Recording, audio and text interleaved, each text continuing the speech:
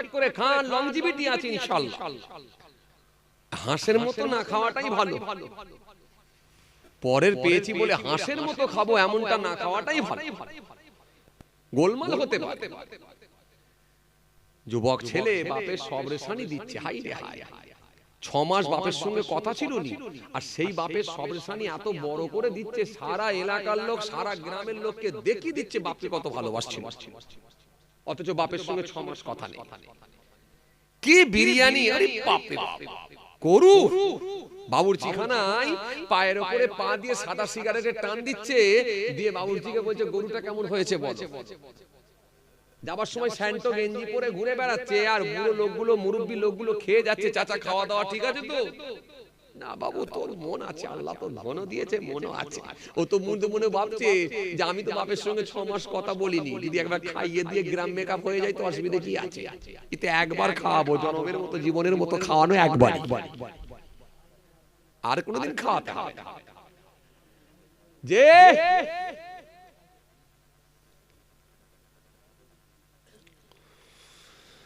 এই জন্য বনু সালমা গোত্রের মানুষটা এলেন, ওয়াল্লাহ নবী বিয়াদবি নেবেন না,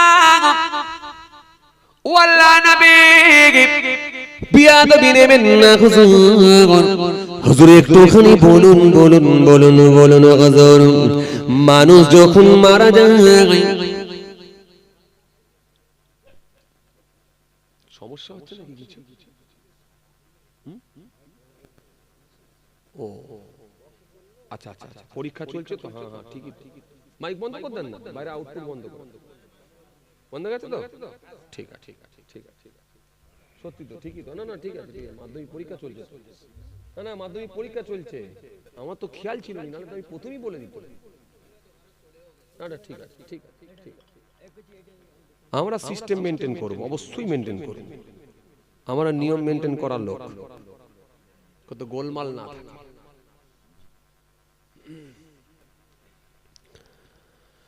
আল্লাহ নবীকে সেই সময় বলা হলো যারা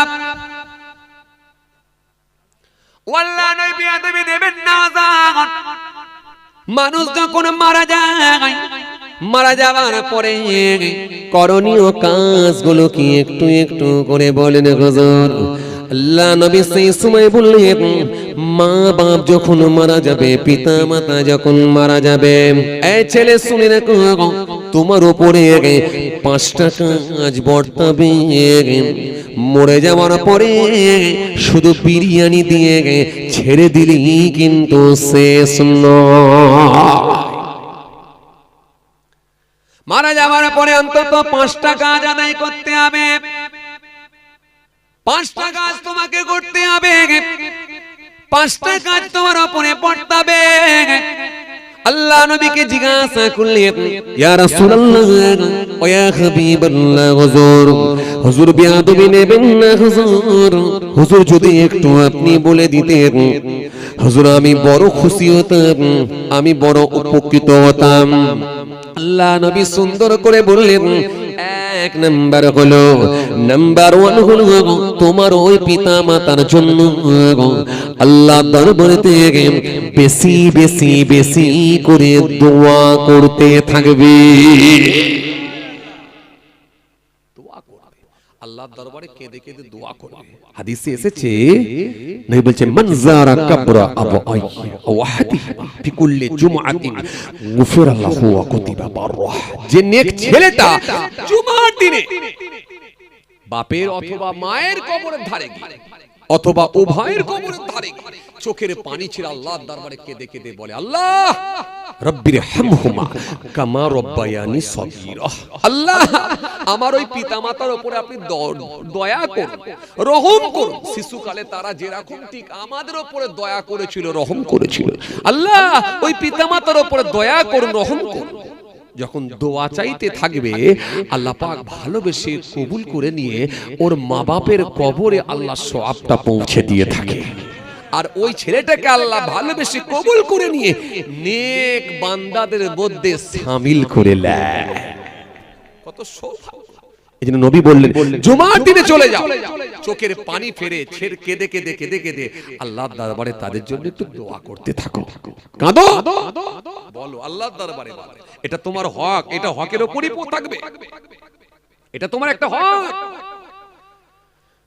মা বাপের কথা মনে করে দোয়া করা। এই যে গতকালকে আমাদের সামনে দিয়ে চলে গেল শাবান মাসের 14 তারিখ দিন, গত রাত কবরের সামনে গিয়ে জিয়ারত, দোয়া, চোখের পানি ছেড়ে কাঁদা। এই একটা রাত আমাদের সামনে দিয়ে আমরা অতিবাহিত করলাম, ছেড়ে দিয়ে চলে এলাম, আমরা অতিবাহিত করলাম, আমাদের সামনে থেকে বিদায় দিনে চলে গেল। পুরো এখনো শাবান মাস আছে, যদিও এই মাসের গুরুত্ব অনেক বেশি, দোয়া কবুলের মাস, চিন্তিত হওয়ার কোনো কারণ নাই। জুমার দিনও চলে যান, চোখের পানি ছেড়ে কাঁদুন, আল্লাহর দরবারে বলুন, দোয়া কবুল হবে নিশ্চিতভাবে, 100% আল্লাহর দরবারে দোয়া কবুল হবে। কে বলেছে দোয়া কবুল হবে? দোয়া কবুল হবে, কিতাবের মধ্যে এসেছে, আমার একটু মনে পড়ে যাচ্ছে। বনি ইসরাইল গোত্রে 3 জন ব্যক্তি একদিন রাস্তা দিয়ে হেঁটে হেঁটে হেঁটে হেঁটে হেঁটে হেঁটে যাচ্ছে, হঠাৎ করে একটা ঝড় বৃষ্টি উঠে গেল, সাইক্লোন, ঝড় বৃষ্টি, ঝড় তুফান। মাঝে মধ্যে ঝড় বৃষ্টি হয়তো না হয়নি, আমফান মনে আছে আপনাদের? আমফান, আয়লা, লায়লা, জাপানের ভূমিকম্প, জাভার বজ্রপাত, এগুলো সব আল্লাহর দেওয়া গজব, এগুলো অস্বীকারের জায়গা নাই। সেই করোনা ভাইরাস মনে আছে আপনাদের? পাবলিক মাথায় হাত দিয়ে বলেছিল কি সর্বনাশ, চলছে লকডাউন, নেতারা রেগে আগুন, পাবলিক পুরো গরম, মাঝে মাঝে আওয়াজ করে বলে কি খাবো বলুন। ভুলে গেলে তো হবে না, সেই দিন গেছে আমাদের সামনে দিয়ে। হ্যাঁ, ভুলে গেলে হবে না। হঠাৎ বিরাট ঝড় উঠে, ঝড়, সাইক্লোন, ঝড়। পিছনের লোকটা খুব টেনশন করছে, 12টা বেজে গেছে।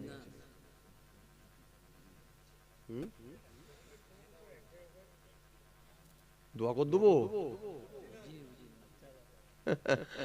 খুব মুশকিল, আমি সবাইকে নিয়ে পেরেশান হয়ে যাচ্ছি ভাই, রোজের ব্যাপার। এই পিছনের লোক কে আছে গো, দোয়া করে দেবো? কই গো কচি কে আছে? পালিয়ে গেছে, আর আসবে না।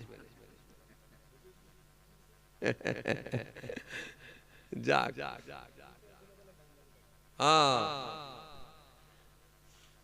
আসেন, তাকান, খেয়াল করেন বাবাজি, আসেন। বাইরের মাইক সব বন্ধ করে দিয়েছেন তো? ঠিক আছে, আউটপুট বন্ধ করে দিয়েছেন। যে খেয়াল করে, লক্ষ্য করেন বাবাজি, 3 জন ব্যক্তি হেঁটে হেঁটে হেঁটে হেঁটে যাচ্ছেন, হঠাৎ করে একটা ব্লাড সাইক্লোন ঝড় উঠে গেল, ঝড়, মারাত্মক ঝড়, ঝড় চলছে, পানি হচ্ছে, পানি, ঝড়। 3 জনের ভেতরে 3টে লোকই টেনশনের মধ্যে পড়ে গেল, কোথায় গিয়ে একটু আশ্রয় নেবে। আজকের দিনে তো আপনি এখন ঘন ঘন এখন বাস স্ট্যান্ড পাবেন, ঘন ঘন আপনি এখন প্রতীক্ষালয় পাবেন, ঘন ঘন আপনি দোকান পাবেন, মার্কেট পাবেন, বাজার পাবেন, কিন্তু তৎকালীন সময় এগুলো অ্যাভেলেবেল ছিল না। এরকম মানুষ এক জায়গা থেকে আরেক জায়গায় যাতায়াত করতো, বড় যাতায়াত করাটাও কষ্টকর ছিল, হেঁটে হেঁটে যেতে হতো, বড় কষ্ট, বড় পরিশ্রম করতে হতো লোককে।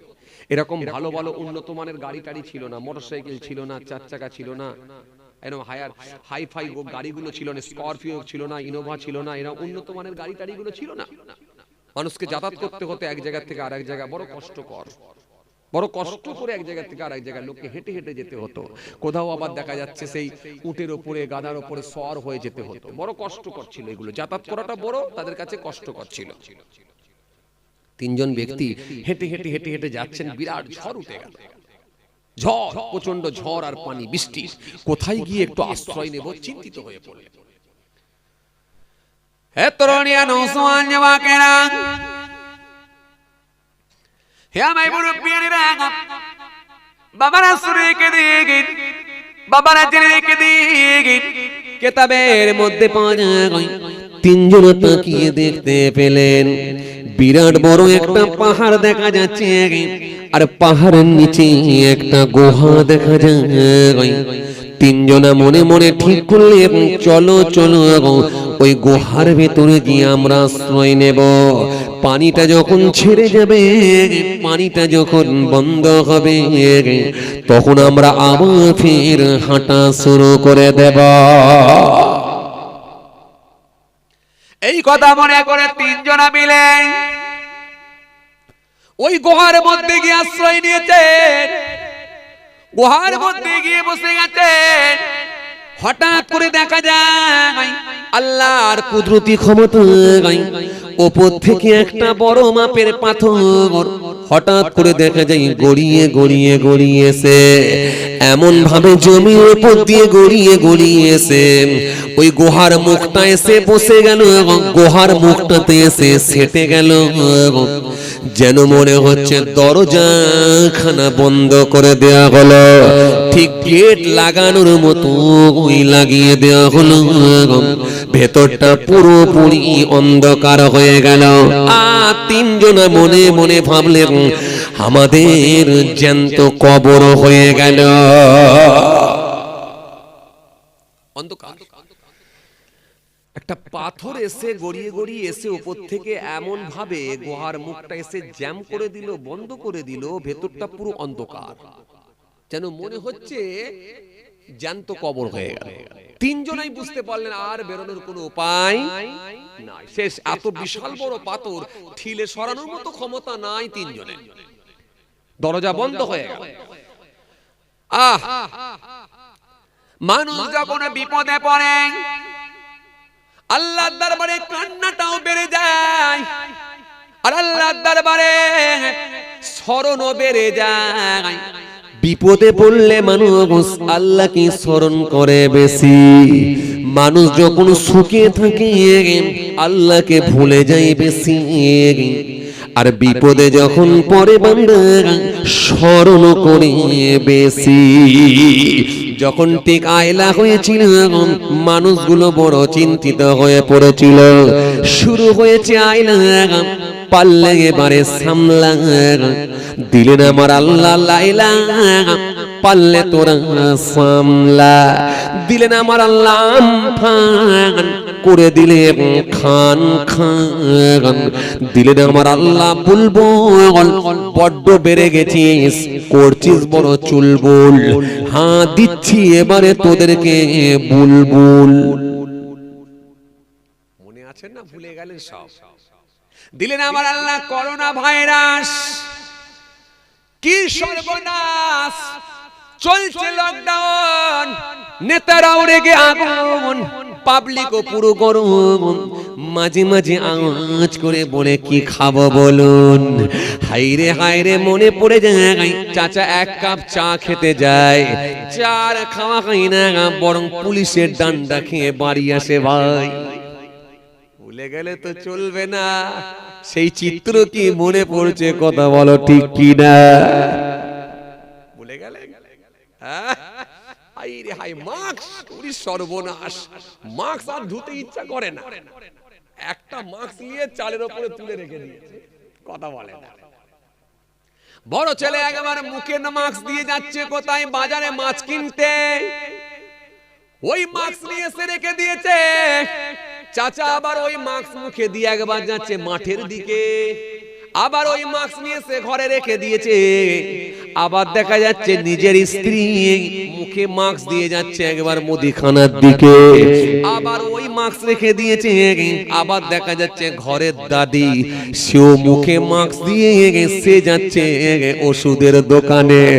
একটা মাস্ক ছেলে, একটা মাস্ক পোতা, একটা মাস্ক মা বৌমা, একটা মাস্ক হলো বাড়ির দাদি। এক একজনের এক এক রকমের মুখের খুশবু, কেউ মেরেছে খৈনির খুশবু, গোটা মাস্ক হয়েছে খৈনির খুশবু, কেউ মেরে দিয়েছে আবার পানের খুশবু, গোটা মাস্ক হয়ে গেছে পানের খুশবু, কেউ দিয়ে দিয়েছে আবার গুটকার খুশবু, গোটা মাস্ক হয়ে গেছে গুটকার খুশবু, আবার বাড়ির দাদিমা সে দিয়েছে গুলের খুশবু, গোটা মাস্ক হয়ে গেছে গুলের খুশবু। মানে ওই মাস্ক যদি কেউ ব্যবহার করে তার ভাইরাস আগে ধরবে, সে আগে যাবে। অথচ দেখা যাচ্ছে ও মুসলমান, ওই একটা মাস্ক পরি 4 জন মিলে চালাচ্ছে, কোনো সমস্যাই নাই। পাও বলছে মাস্কই পরতাম রে ভাই, খালি পুলিশের মারের ভয়ে মাস্ক পরছি তাই। কথা বলেন মনে আছে আপনাদের? হ্যাঁ, কি সময় গেছে আল্লাহ। একটা মাস্কে 3-4 জন মিলে চালায়। এজন্য যেটা কেউ পারে না সেটা পারে আমার আল্লাহ। গোটা পৃথিবীর মানুষগুলোকে আমার আল্লাহ গৃহবন্দী করে দিয়েছিলেন। গোটা পৃথিবীর মানুষ ঘরের ভেতরে ঢুকে গিয়েছিল। ক্যানিং এ আপনাদের জানা আছে, খুব বেশি দূর নয়, ক্যানিং প্ল্যাটফর্মে উপরে দেখা যায় বাঘ ঘোরাঘুরি করছে, সুন্দর বর্ণের বাঘ চলে এসেছিল। ওই বাঘটা আবার ট্রেনের বগির মধ্যে ঢুকে গেল। বগির মধ্যে ঢুকে আবার প্ল্যাটফর্মে নামে আর ঘোরে। বাঘ চিন্তা করে দেখছে, মনে হয় কিয়ামত হয়ে গেল, এই পৃথিবীর মানুষ আর নেই বলো, এখন আমাদেরই রাজত্ব চলছে, এবার ট্রেন চেপে ভ্রমণে চলো। বাঘ ট্রেনের ভেতরে। এই জন্য আল্লাহ বলে, শোনো বান্দা, যেটা কেউ পারে না সেটা পারি আমি। ওয়ালাউ ইয়ারাল্লাযীনা যালামু إذ يعرون العذاب أن القوة لله جميعا وأن الله شديد العذاب। আল্লাহ বলছেন কতই না উত্তম হতো, কতই না ভালো হতো যদি তারা বিশ্বাস করে নিত যে যাবতীয় ক্ষমতার মালিক হলাম আমি আল্লাহ। আর আমি আল্লাহ বলছি শাস্তি প্রয়োগে কিন্তু আমি আল্লাহ হলাম অত্যন্ত কঠোর। আমি আল্লাহ ধরি না যখন আমি আল্লাহ ধরব পালাবার কোনো জায়গা থাকবে না। যেটা কেউ পারে না সেটা পারি আমি আল্লাহ, যেটা কেউ জানে না সেটা জানি আমি আল্লাহ, যেটা কেউ দেখে না সেটা দেখি আমি আল্লাহ। ইন্নাল্লাহা কানা সামিয়ান বাসীরা, নিশ্চয় আমি আল্লাহ সমস্ত কিছু শুনি এবং দেখতে পাই। কথা কিছু বুঝতে পারছে কি বলছিলাম? মানুষ বিপদে পড়লে স্মরণ করে আল্লাহকে বেশি।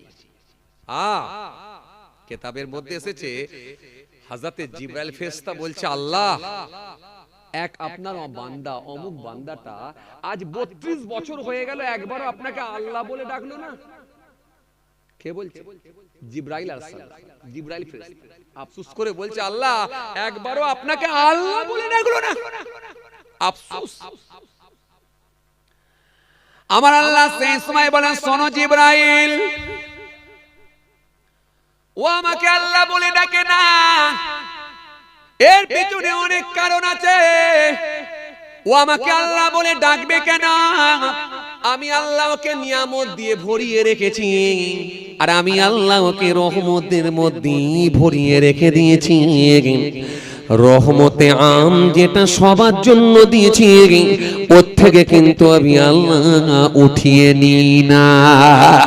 এই জন্য আমার আল্লাহ একটা চোর কেউ দেখবে তারও জমিতে দেখবেন আলু দেয়, একটা নামাজির জমিতেও দেখবেন আলু দেয়, একটা চোরের জমিতেও আকাশের পানি হয়, একটা নামাজির জমিতেও আকাশের পানি হয়।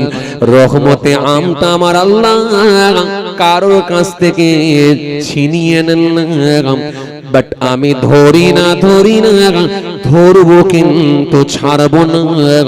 ও চোর ছিল, চুরির হিসাব কিন্তু আমি আল্লাহ নবই নব, তখন কিন্তু আমি বুঝবো না। ফামাই আমাল মিসকালা যাররাতিন খায়রান ইয়ারা ওয়া মাই আমাল মিসকালা যাররাতিন শাররান ইয়ারা। এটা আমার আল্লাহর ওয়াদা আছে, অঙ্কের জায়গায় হিসাবের জায়গায় আল্লাহ হিসাব বুঝে নেবে। জিবরাইল ফেরেশতা বলে, আল্লাহ আপনার অমুক বান্দা আজ প্রায় 32 বছর হয়ে গেল, একবারও আপনাকে আল্লাহ বলে ডাকলো না। আল্লাহ বললেন ও জিবরাইল আমাকে আল্লাহ বলে ডাকে না এখনই কিন্তু আমি আল্লাহকে আল্লাহ বলে ডাকবে তুমি কি দেখতে চাও আল্লাহ আমি দেখতে চাই যদি আপনি একটু দেখাতেন ও আপনাকে স্মরণ করছে আমি দেখতে চাই আল্লাহ বললেন জিবরাইল দেরি করো না যাও আল্লাহ বললেন চলে যাও জিবরাইল তোমাকে অর্ডার করলাম তুমি যাও ও শরীরের মধ্যে যে শিরাগুলো রয়েছে নার্ভগুলো রয়েছে ওই নার্ভগুলোর ভেতর দিয়ে যেগুলো রক্ত চলাচলের শিরা রয়েছে নার্ভ রয়েছে ওই নার্ভগুলোর ভেতর দিয়ে ব্লাড সার্কুলেশন হচ্ছে এই রক্ত চলাচলের নার্ভগুলোর ভেতর দিয়ে একটা নার্ভকে ব্রেক করে দাও একটা নার্ভকে তুমি জ্যাম করে দাও তারপরে দেখো কি হচ্ছে হযরতে জিবরাইল গিয়ে ও নার্ভগুলোর ভেতর থেকে একটা নার্ভকে বন্ধ করে দিলেন একটা শিরাকে বন্ধ করে দিলেন ফলে আর রক্ত চলাচলটা বন্ধ হয়ে গেল ব্লাড সার্কুলেশন বন্ধ হয়ে গেল আর যাতায়াত করে না অমনি দেখা যায় যন্ত্রণা শুরু হলো পেন শুরু হয়ে গেল তখন ওই মানুষটা এবারে কান্না শুরু করলো আল্লাহর যন্ত্রণা সহ্য করতে পারি না আল্লাহ ভালো করো যত যন্ত্রণা বাড়তে লাগলো তত আল্লাহ আল্লাহ করতে লাগলো আল্লাহ বললেন দেখো জিবরাইল দেখো 32 বছর ডাকেন না 5 মিনিটে কবার ডাকছে একবার দেখো না এজন্য ঠেলাই না পড়লে বিড়াল কথা বলে না ঠেলাই না পড়লে বিড়াল গাছে ওঠে না এজন্য ধরে না আল্লাহ ধরবে যখন পালাবার কোনো জায়গা থাকবে না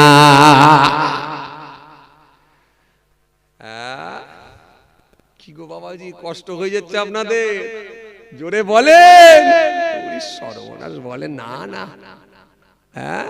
না আল্লাহ কবুল করেন মাশাআল্লাহ খুব ভালো লেগেছে আলহামদুলিল্লাহ অনেকদিন পরে এলাম রাজাপুর খুব মহব্বতের জায়গা যে চলেন আলোচনা ছোট করব আর বেশি লম্বা করব না কোনখান থেকে ছেড়ে এলাম যেন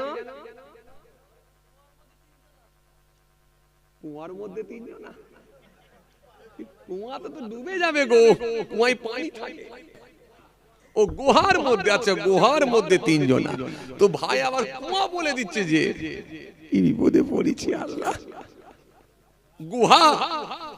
গুহা কুয়া নামটা প্রায় কাছাকাছি একটা পানি আর একটা পাহাড় যে তিনজন গেটটা যখন জ্যাম হয়ে গেল দরজা যখন লাগানোর নাই পাথরটা আটকে গেল আর দেখা যায় ভেতরটা অন্ধকার হয়ে গেল তিনজনা ঝরঝর করে কাঁদতে লাগলো দোয়া ছাড়া আর কোনো পথ নাই তিনজনাই কাঁদে আর কাকুতি মিনতি করে বলে আল্লাহ আজকের দিনে আপনি আমাদেরকে বাঁচান আমাদের বিবিগুলোকে বেওয়া করে দেবেন না আমাদের বাচ্চাগুলোকে যেন এতিম করে দেবেন না আর আমাদের পিতা মাতাগুলোকে কাঁদাবেন না আমাদেরকে মেরে আমাদের বাপ মাকে কাঁদাবেন না আল্লাহ আপনি সব পারেন আল্লাহ আপনি সব পারেন আমাদের আপনি হেফাজত করুন তিনজনে যখন কাঁদতে লেগেছেন তিনজনে কাঁদছেন আর আল্লাহ দরবারে দোয়া চাইছেন কিন্তু পাথর সরে না পাথর যখন সরছে না তিনজনের ভেতরে একজনা বলতে লেগেছেন ভাই জীবনে এমন কি কোনো ভালো কাজ আছে যে ভালো কাজটা আল্লাহর দরবারে কবুল হওয়ার সম্ভাবনা ছিল যদি এমন কোন কাজ যদি হয়ে থাকে তার ওসিলা দিয়ে আল্লাহ দরবারে আজকে দোয়া চাও। কেন ওসিলা দিয়ে দোয়া চাইলে আল্লাহ বড় পছন্দ করেন। ওসিলা দিয়ে দোয়া চেয়েছেন, নবী হযরতে আদম আসলামের দোয়া কবুল হয়েছে। ওসিলা দিয়ে দোয়া চাইলে আল্লাহর দরবারে কবুল হয়। এজন্য আমরা আল্লাহর ওলিদের দরবারে যাই, আর ওলিদের ওসিলা দিয়ে আল্লাহর দরবারে আমরাও দোয়া চাই। দোয়া চাই আল্লাহর দরবারে, বলি কিন্তু আমরা আল্লাহর দরবারে, কিন্তু ওসিলা দিয়ে সেটা হলো দাদা হুজুরকে দিয়ে, ওসিলা দিয়ে সেটা হলো খাজা গরিবে নওয়াজকে দিয়ে, ওসিলা দিয়ে সেটা হলো আমার রাসূলুল্লাহকে দিয়ে। ওসিলা দিয়ে দোয়া। তিনজনের ভেতরে একজনা বলতে লেগেছেন, ভাই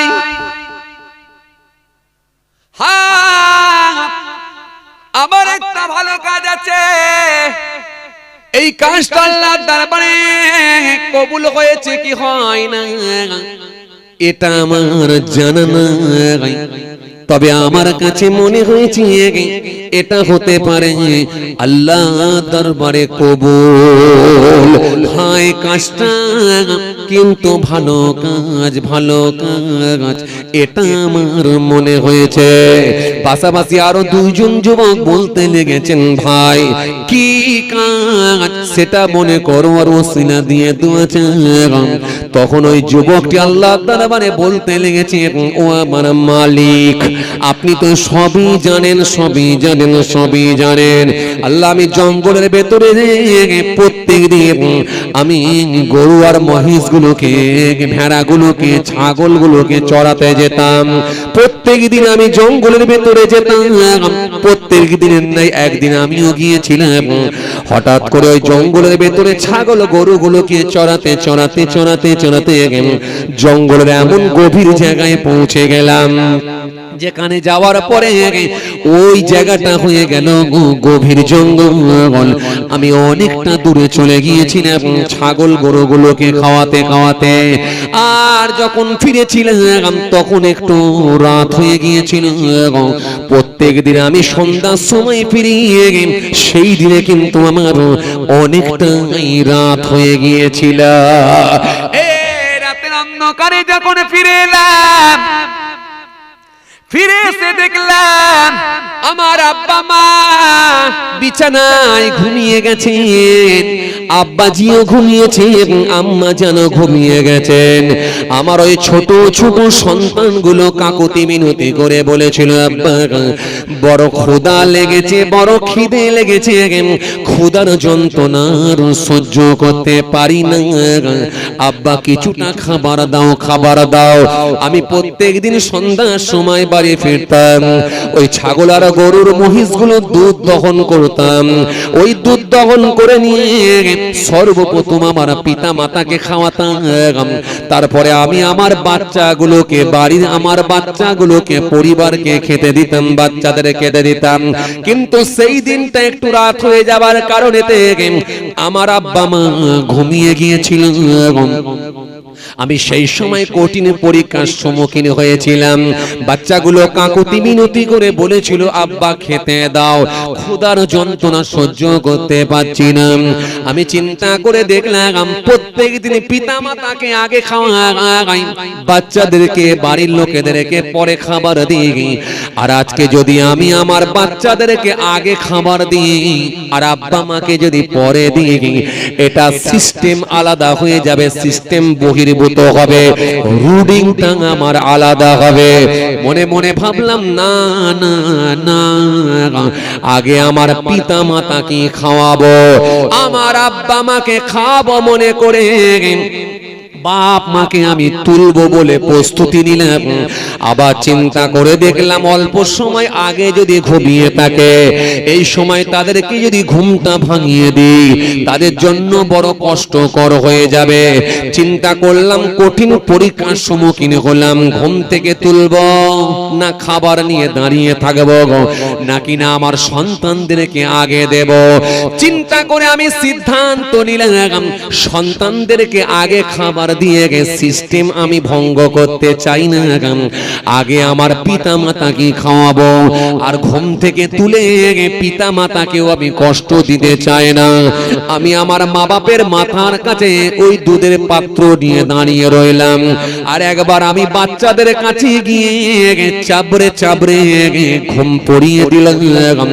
বাচ্চাগুলো সব না খেয়ে ঘুমিয়ে গেল, আর ওই দুধের পাত্র নিয়ে পিতা মাতার মাথার সামনে গিয়ে আমি দাঁড়িয়ে রইলাম। এইভাবে একেবারে ভোর পর্যন্ত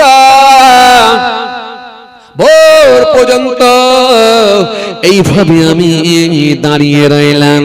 ভোরের সময় যখন হয়ে গেল আমার পিতা মাতার ঘুমটা ভেঙে গেল, আমি ওই দুধের পাত্র নিয়ে দাঁড়িয়েছি, তারা দেখে অবাক হয়ে গেল।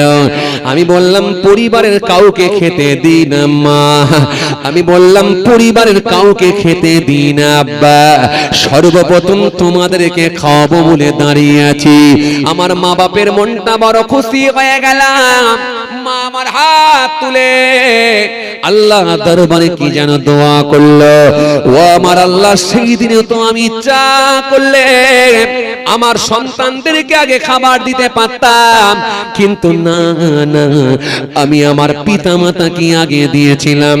আল্লাহ যদি এই ভালো কাজটা পছন্দ হয়ে থাকে, আল্লাহ যদি এই কাজটা যদি তোমার ভালো লেগে থাকে, ও আমার মালিক, ও আমার আল্লাহ, তোমার দরবারে আমি দোয়া চাই, এই কাজটাকে যদি তুমি পছন্দ করে থাকো তাহলে এই পাথরটা তুমি খানিকটা সরিয়ে দাও।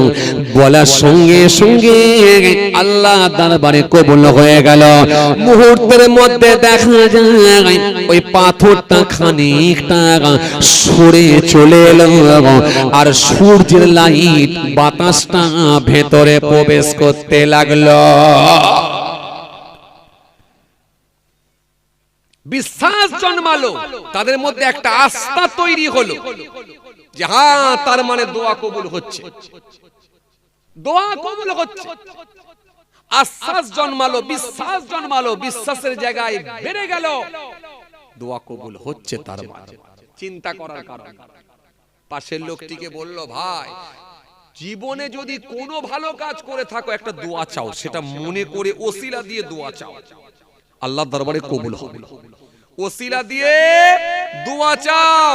জীবনে যদি কোনো ভালো কাজ করে থাকো আর আল্লাহর দরবারে যদি আজকে দোয়া চাও, আল্লাহ ইচ্ছা করলে ওই দোয়াকে ফিরিয়ে দেবে না ইনশাআল্লাহ, গ্যারান্টি। ওই দোয়াটাই আল্লাহ ইচ্ছা করলে নাজাতের ওসিলা করে দেবে। ওই দোয়াটা আল্লাহর দরবারে কবুল হলে আজকে আমরা রিহাই পাবো। কিন্তু 7টা কাজ যদি মানুষের ভেতরে ঢুকে থাকে, দোয়া কবুল হবে না। এই 7টা কাজ কি? 7টা কাজ কি? 1 নাম্বার, গীবতকারীর জবানের দোয়া কবুল হবে। আপনাদের এখানে যদিও এই সব ঘটনা ঘটে, কিন্তু অন্যান্য জায়গায় আছে। দেখবেন গীবতকারীর লোকের সংখ্যা আজকের দিনে বেশি না কম? চায়ের দোকানে গিয়ে দেখবেন এমন কথা বলে দেয় একজনা আর একজনের বিরুদ্ধে, আপোষের মধ্যে গোলমাল লাগিয়ে দেয়। জোহরের নামাজ পড়ে মাচায় বসে বসে চাচা এমন ভাবে পিন করছে ভাইপোকে, ঘরে ভাইপো এসে নিজের বাপকে হাইব্রিড ঘুষি, এসি হাইব্রিড ঘুষি, তুই চাচার নামে এরকম করে বলেছো কেন? অথচ কিছুই হয়। এরকম গীবতকারীর লোকের সংখ্যা আজকের দিনে বেড়ে গেছে। এর 1 নম্বরে, গীবতকারীর দোয়া কিন্তু আল্লাহর দরবারে কবুল হবে না। 2 নম্বরে কি? হারাম ভক্ষণকারী, এর জবানের দোয়া কবুল। কত আয়াত এসেছে, ইয়া আইয়ুহাল্লাযীনা আমানু লা তুহারিমু তাইয়্যিবাত, মা আহাল্লাহ ওয়ালা তা'তাদু ইন্নাল্লাহা ইউহিব্বুল মু'তাদিন। ইয়া আইয়ুহাল্লাযীনা আমানু, হে ঈমানদারগণ, লা তুহারিমু তাইয়্যিবাত, হারাম মনে করো না পবিত্র বস্তুগুলোকে, খাবারগুলোকে। মা আহাল্লাহ লাকুম, যেগুলো আমি আল্লাহ তোমাদের জন্য হালাল করে দিয়েছি, এবং তোমরা সীমা লঙ্ঘন করো না। ইন্নাল্লাহা ইউহিব্বুল মু'তাদিন, নিশ্চয় আমি আল্লাহ সীমা লঙ্ঘনকারীদেরকে পছন্দ করি না। কোরআন একাধিক আয়াত এসেছে, লা ইয়াদখুলুল জান্নাতা লাহমুন নাবাতা মিনাশ শুতি ওয়া কুল্লু লাহমিন নাবাতা মিনাশ শুতি কানাতিন নার আওলা বি। নবী বলছে, এক জাররা পরিমাণ হারাম খাদ্য যদি শরীরে ঢুকে যায়, ভিতরে ঢুকে যায়, ও শরীরটা জান্নাতে যাবে না। আপনাদের এলাকা তো মাশাআল্লাহ ভালো এলাকা, সারা গ্রাম খুঁজলেও তো একটা ঘরও বন্ধন ঢোকে না।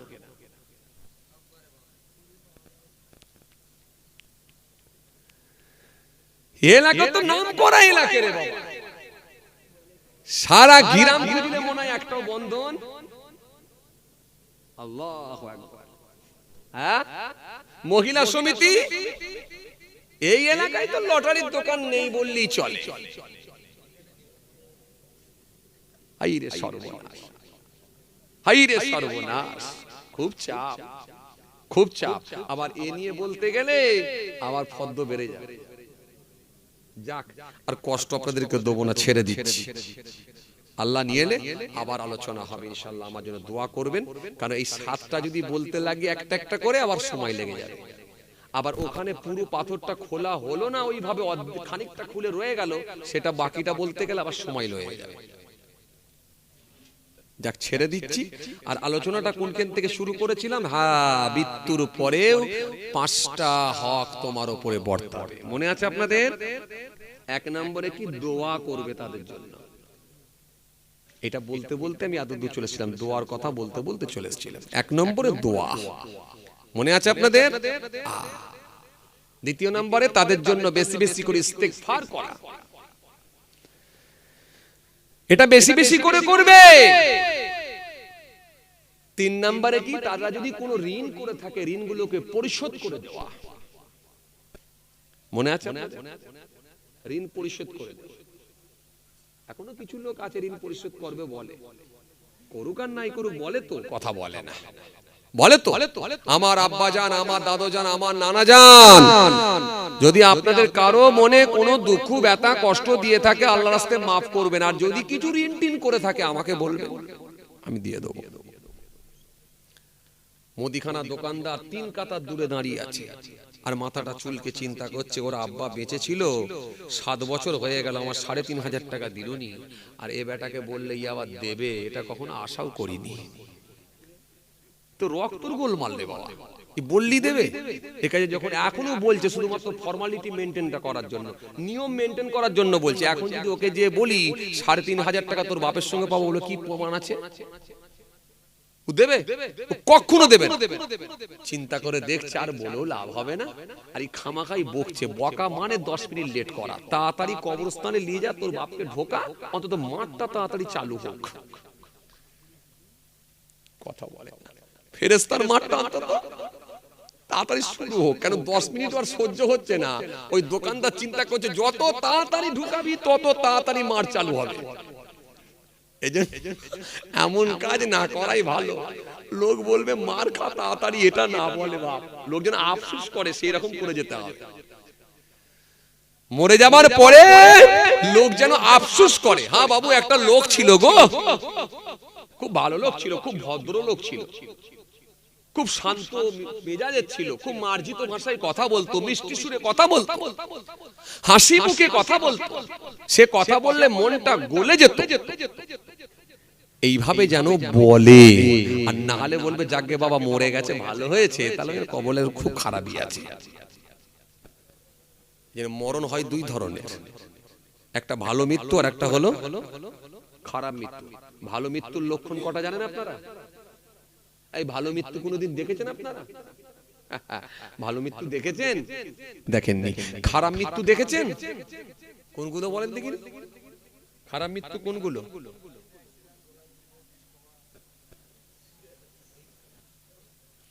ফাটাফাট বলছে তো। গাড়িতে অ্যাক্সিডেন্ট, বিষ খেয়ে মরা, ভূমিকম্পে মরা, তাই তো নাকি? গলায় দড়ি দিয়ে মরা, বজ্রপাতে মরা, তাই তো নাকি? সব খারাপ মৃত্যু, তাই না? আচ্ছা, আর ভালো মৃত্যু কি দেখেছেন?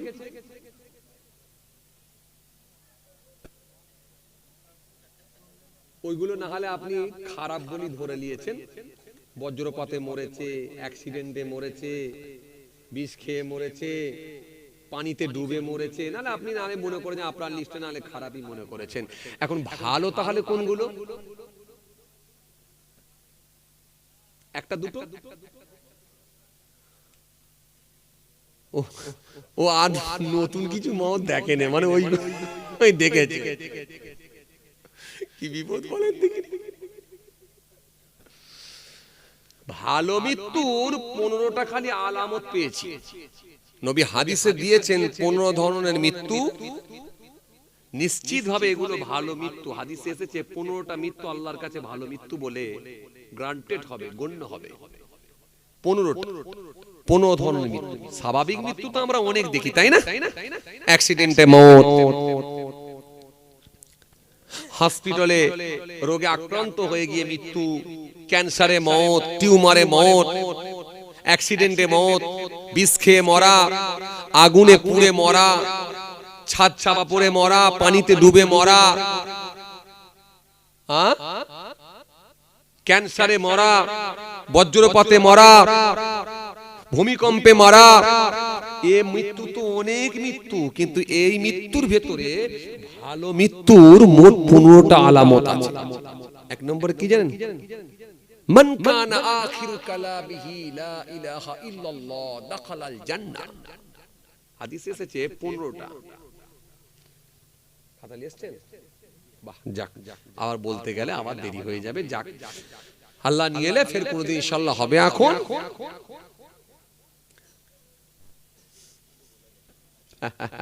আবার অন্য সময় হবে। এখন বলতে গেলে আবার সময় লেগে যাবে। আপনারাও ক্লান্ত শরীর, চাচা রোজা রাখা শরীর।